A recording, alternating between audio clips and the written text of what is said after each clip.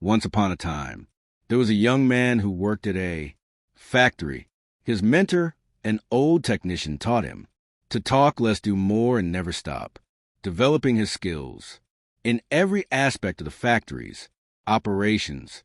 10 years later, the old man retired, and the young man became a technician himself. He continued to do his work with the same dedication and diligence as he was taught. One day, he visited his mentor. The old man saw that he seemed unhappy and asked what was troubling him. The young man sighed and poured his heart out. "I have been following your instructions. Exactly. All these years, no matter what I work on, I keep quiet and focus on the job. I know I have done good work at the factory, and I have learned all the skills that can be learned there. What I don't understand is that the guys who don't have my experience or capabilities have all been promoted while I am still making as little as I did before when I was your apprentice." The old man asked, "Are you positive that you have become indispensable to the factory?" The young man nodded. Yes. The old man paced back and forth to think. After a while, he turned to the young man. "Must request a day off using whatever reason you like. It is time for you to give yourself a break." The young man was surprised by this advice, but the more he thought about it, the more it made sense. He thanked his teacher and left quickly to make a time-off request.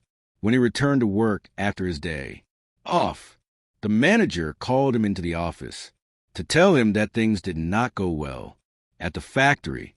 While he was gone, others encountered many problems that normally would be handled by him, and they had no idea how to solve them.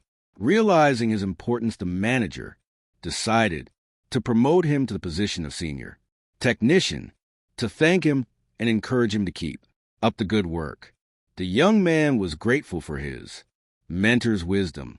Surely he thought this was the secret to success.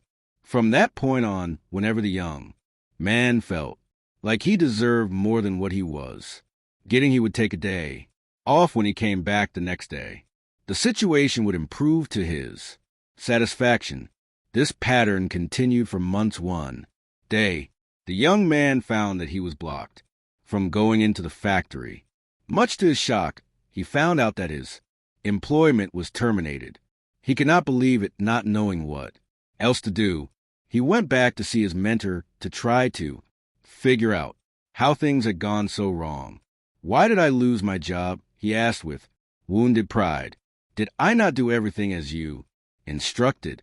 "Actually, you did not, because you heard only half the lesson." The old man shook his head. "You understood right away that no one pays any attention to a light bulb that is always on. It is only when it goes off that people suddenly take notice and realize they've been taking it for granted. You were so eager to apply this understanding that you left before hearing the second half. It began to dawn on the young man that perhaps he made a big mistake. What was the second half? The mentor spoke slowly to make his point. The second half, more important than the first, is the realization that if a light bulb goes off frequently, then sooner or later it will be replaced with one that is more reliable. Who want a light bulb that no one can count on to provide illumination you see in life in your life? Do you have friends and family members that you take for granted? They're always there for you. What happens if one day they are no longer there? Do not wait for such a day to suddenly realize how important they are. Give thanks today for the good fortune of having them in your life. Also, don't let yourself being taken for granted, but at the same time, do your work and don't stop everything you do just because it doesn't go the way you want to go. Find a balance in life, and life will reward you with giving you the balance back. Thanks for watching and stay blessed.